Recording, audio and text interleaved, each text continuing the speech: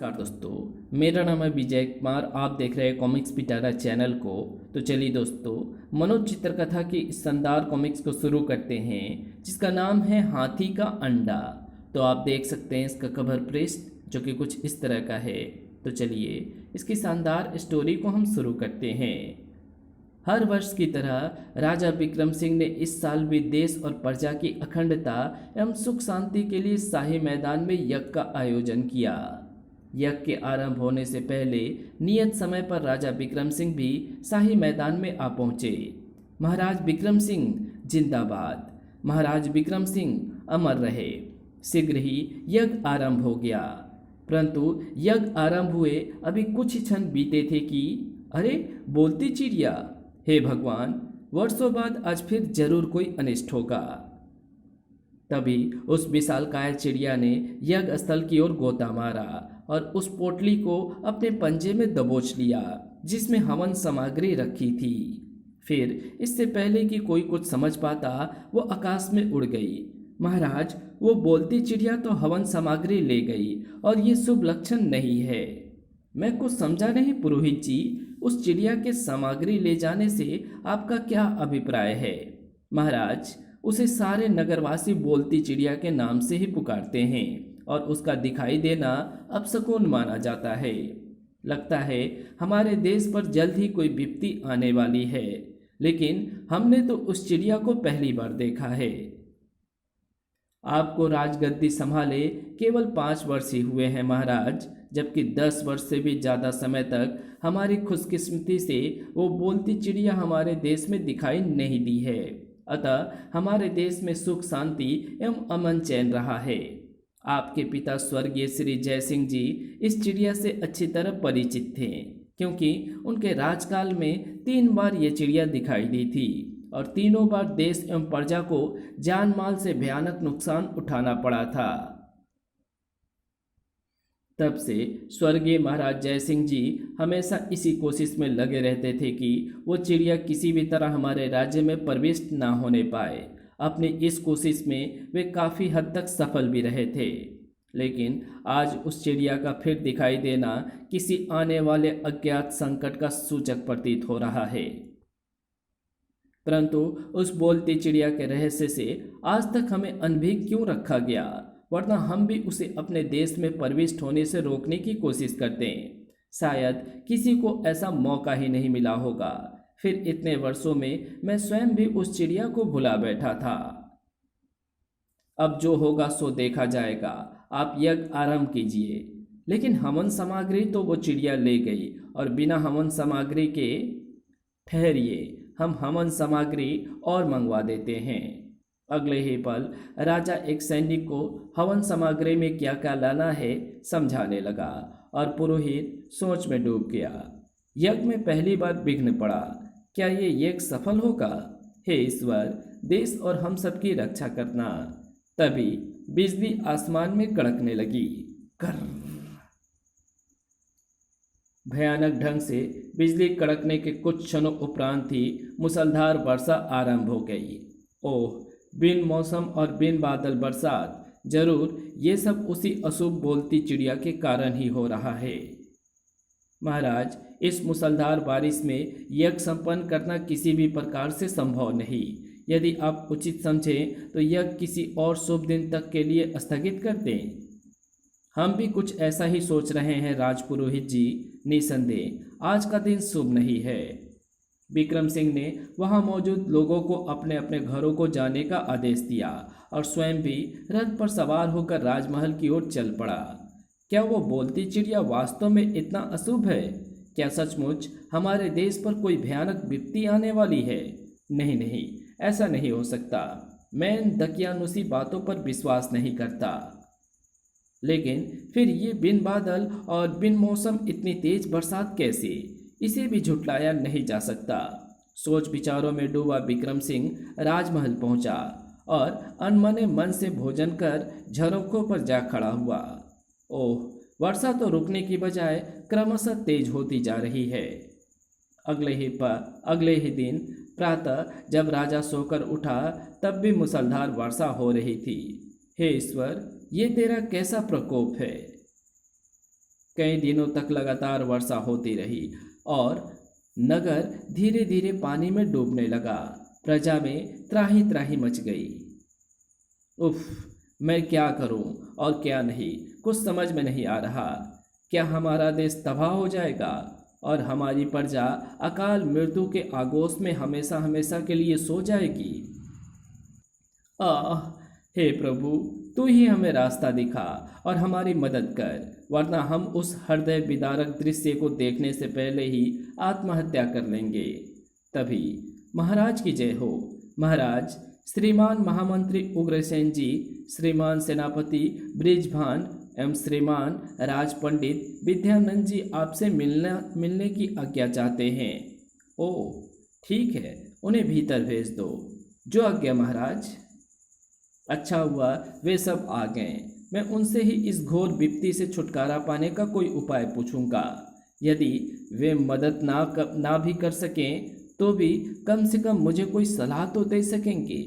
आखिर वे स्वर्गीय पिताजी के समय से इस देश की सेवा करते चले आ रहे हैं। महाराज की जय हो। आइए आइए महानुभाव, पधारिए, हम आपका स्वागत करते हैं। महाराज, हम इस घोर विपत्ति से छुटकारा पाने के लिए आपसे विचार विमर्श करने आए हैं। आपने तो हमारे मुंह की बात छीन ली है राज पंडित जी। हम स्वयं आप लोगों से इस संबंध में सलाह मशवरा करना चाहते थे। कहिए, क्या आप लोगों के मस्तिष्क में ऐसा कोई उपाय है जिससे हमारी प्रजा इस बिन बुलाई विपत्ति से जल्दी छुटकारा पा सके? वर्षा तो रुकने का नाम ही नहीं ले रही है। हमें तो ऐसा लग रहा है कि यदि वर्षा कुछ दिनों तक यूं ही होती रही तो समूचा नगर डूब जाएगा और सब लोग मर जाएंगे। आपका विचार बिल्कुल सही है महाराज। यदि पानी इसी तरह 7 दिन तक और बरसता रहा तो इस नगर में चारों ओर इंसानों, प्राणियों एवं जीवों के स्थान पर पानी ही पानी दिखाई देगा और इस देश का नामो निशान तक नहीं दिखाई देगा। इसलिए तो हम चाहते हैं कि आप लोग हमें कोई सुझाव दें। यकीन मानिए, अपनी प्रजा का जीवन बचाने के लिए हमें अपने प्राण भी देने पड़े तो मैं कदापि पीछे नहीं हटूंगा। महाराज, नगर और प्रजा को बचाने का अब बस एक ही उपाय है और वो ये कि किसी तरह उस बोलती चिड़िया को पकड़कर राजकुल के मंदिर में माता भैरवी के सामने उसकी बलि चढ़ा दी जाए। वो तो ठीक है पंडित जी, लेकिन बोलती चिड़िया को हम ढूंढेंगे कहाँ? क्या उसका पता ठिकाना आप लोगों में से किसी को मालूम है? उसके पते ठिकाने के बारे में हमें सिर्फ इतना ही मालूम है महाराज कि वो दक्षिण से आती है और दक्षिण में जाकर लोप हो जाती है। ओह, फिर तो उसे पकड़ पाना काफ़ी मुश्किल काम है। दक्षिण दिशा आखिर कोई छोटा मोटा स्थान नहीं है। फिर 7 दिन के भीतर ये कार्य कर पाना अगर असंभव नहीं तो संभव भी नहीं है। महाराज, यदि आप आज्ञा दें तो मैं इस चिड़िया को पकड़ने की कोशिश करके देखूं। मेरी ओर से आपको आज्ञा है सेनापति जी, लेकिन उसे पकड़ने का काम आप अकेले ही नहीं करेंगे, मैं भी करूंगा।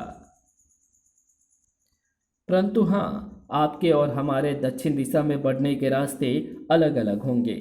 जैसी आपकी आज्ञा महाराज। महामंत्री जी, आप इसी समय हमारे सफ़र की तैयारी कीजिए। हम बिना समय गवाए तुरंत अपने मुकाम पर रवाना होना चाहते हैं।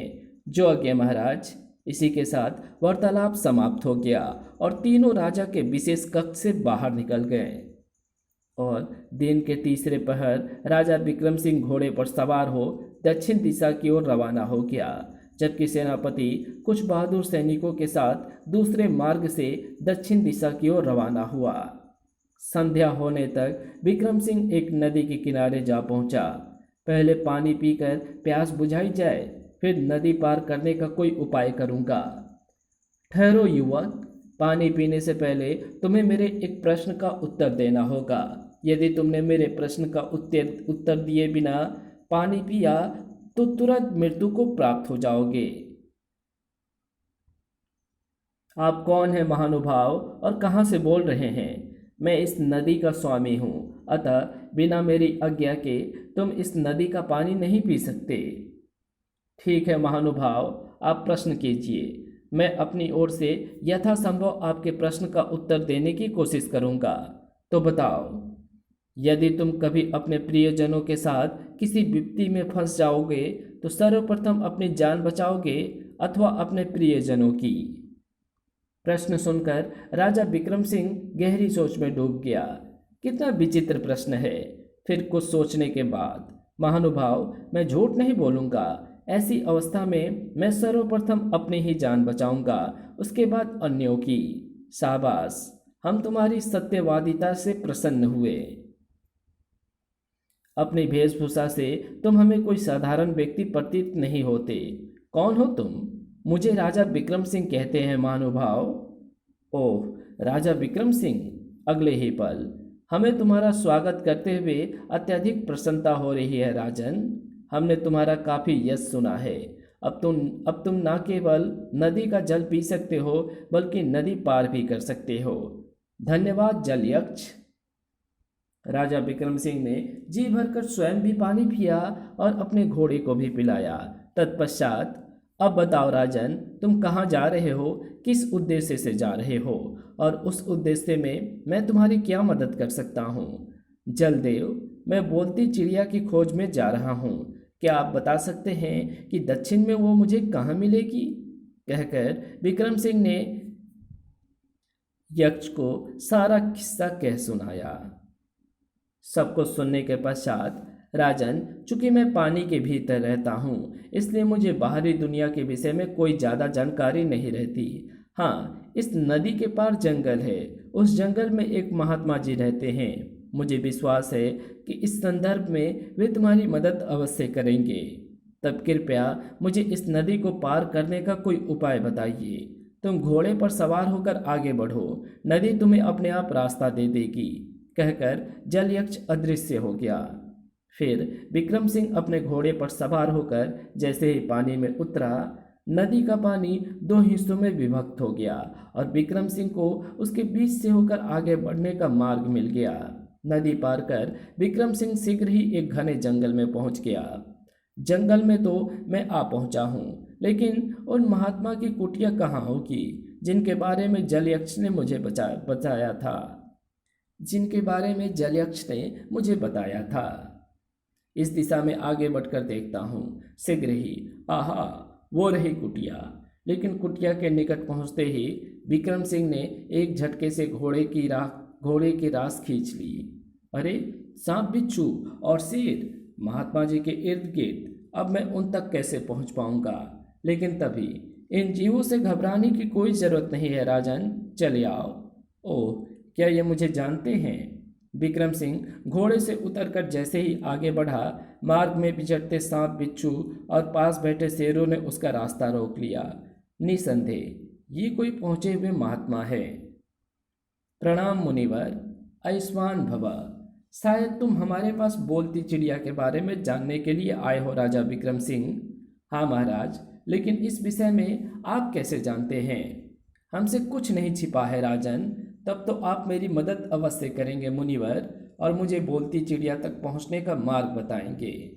अवश्य, लेकिन बोलती चिड़िया तक पहुंचना और उसे पकड़ पाना इतना आसान काम नहीं है। इसलिए मैं तुम्हारी मदद करने और तुम्हारा मार्गदर्शन करने के लिए अपना एक सेवक दूंगा। आहा, मैं आपका अत्यंत आभारी रहूंगा।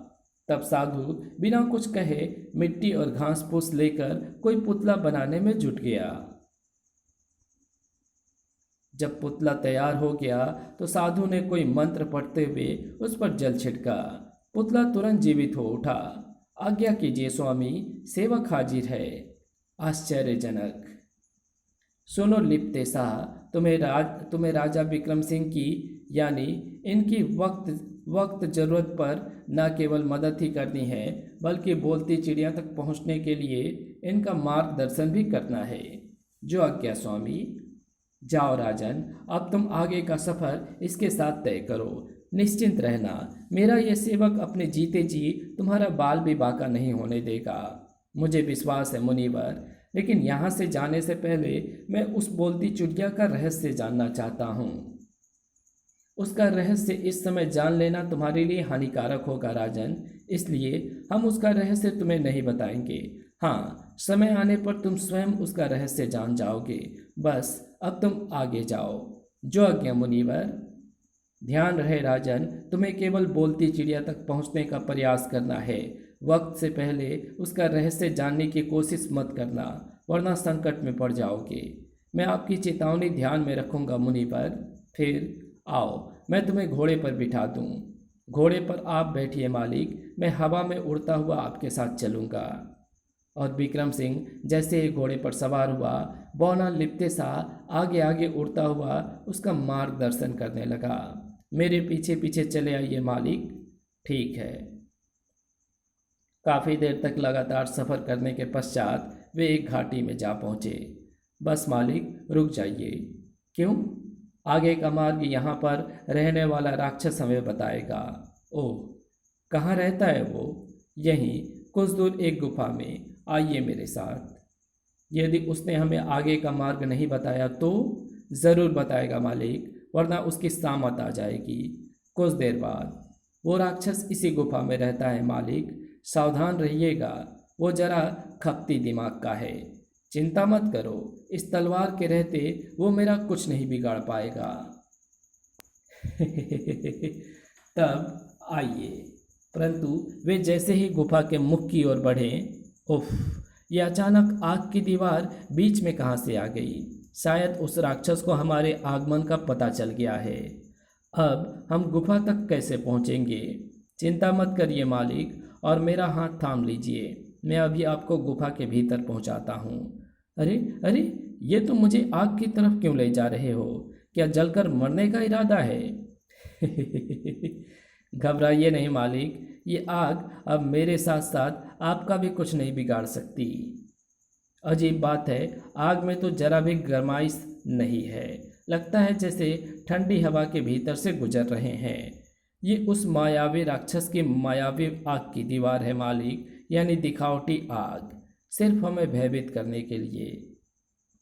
आग की उस दीवार को पार करके ही जैसे ही वे गुफा के मुख पर खड़े थे, पहले मैं भीतर प्रवेश होता हूँ मालिक, आप मेरे पीछे पीछे आइए, लेकिन संभल कर।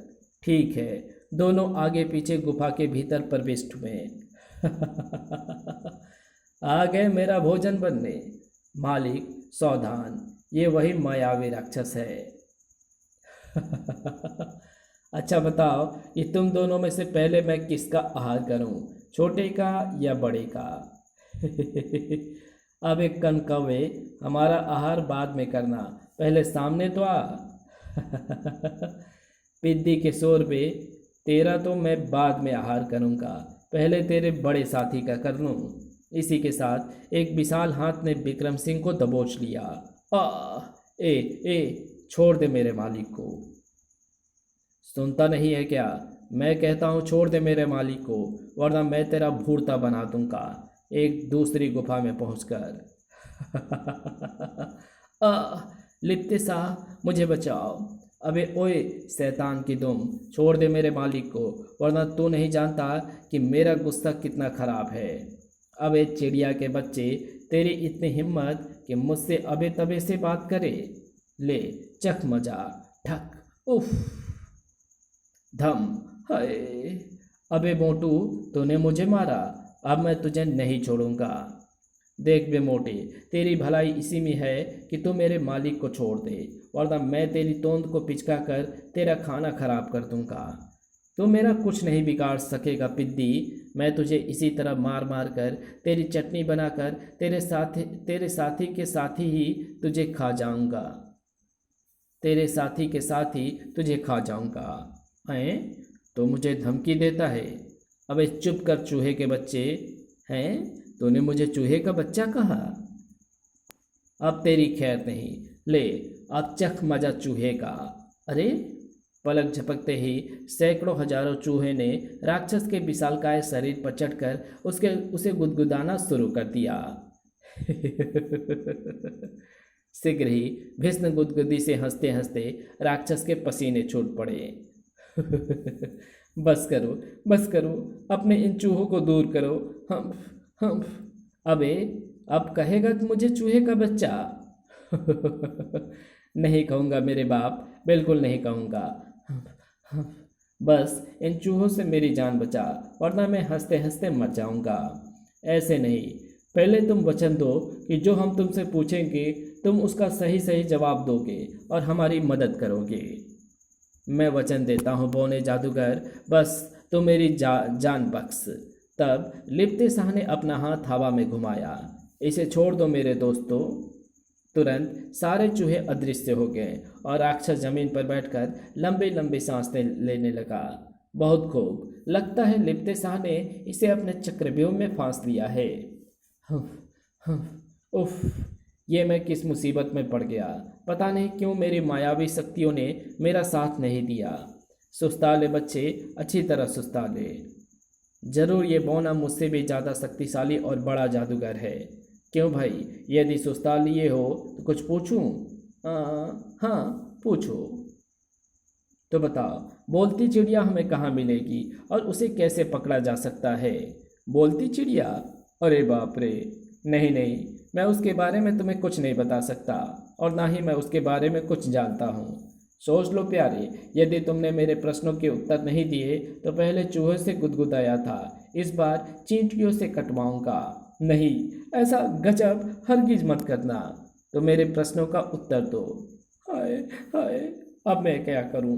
यदि जवाब नहीं देता हूं तो ये मुझे तड़पा तड़पा कर मार डालेगा और यदि जवाब देता हूं तो शैतानों की नानी मेरी सारी मायावी शक्ति छीन लेगी। क्या सोचने लगे दोस्त? जल्दी से जवाब दो, वरना। राक्षस घबरा उठा।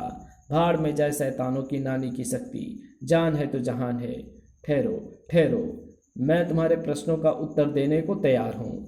शाबाश, तो बताओ।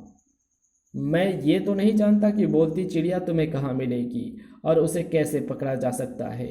हाँ, ये जरूर बता सकता हूँ कि उसका पता तुम्हें किससे चल सकता है। तो जल्दी से बताओ, कौन है वो? शैतानों की नानी। शैतानों की नानी? ये कौन सी चुड़ैलनी है? ये मायावी नगर की रानी है और वो मायावी नगरी के तमाम नर नारियों को अपने जादुई शक्ति से पशु पक्षी बनाकर उन पर एक छत्र राज कर रही है। उसके राज्य में उल्टी गंगा बहती है, यानी नगर घर का काम संभालते हैं, यानी नर घर का काम संभालते हैं तथा मादा बाहर का काम देखती है। लेकिन हम उसे अपने काबू में कैसे करेंगे? उसी मायावी नगरी में एक हाथी रहता है जो अपने अंडे की रक्षा करता है। वास्तव में वो हाथी शैतानों की नानी का खास गुलाम है और उसका अंडा शैतानों की नानी की शक्ति। यदि तुम उस अंडे को किसी तरह अपने कब्जे में कर लो तो शैतानों की नानी की सारी शक्ति तुम्हारे कब्जे में आ जाएगी और वो तुम्हारी गुलाम हो जाएगी। तब तुम उससे बोलती चिड़िया के बारे में विस्तार पूर्वक सब कुछ जान सकते हो।